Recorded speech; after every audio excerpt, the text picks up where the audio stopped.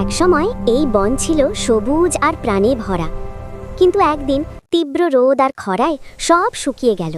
মাটি ফেটে গেল, গাছগুলো মরে গেল। মরা গাছের ডালে ঝুলছিল শেষ একটি ফল। হঠাৎ সেই ফলটি মাটিতে পড়ে গেল। ঠিক তখনই সেখানে উড়ে এলো একটি ছোট্ট সাদা তোতা। তোতা ফলটি দেখে ঠোঁট দিয়ে খুলে ভিতর থেকে একটি ছোট্ট বীজ বের করল। সে ভাবল, যদি এই বীজটি মাটিতে পুঁতে দিই, হয়তো আবার জীবন ফিরবে। তোতার রুক্ষ মাটিতে ছোট্ট একটি গর্ত করে বীজটি পুঁতে দিল। তারপর প্রতিদিন দূর থেকে ঠোঁটে করে একটু একটু পানি এনে সেই বীজে ঢালতে লাগলো।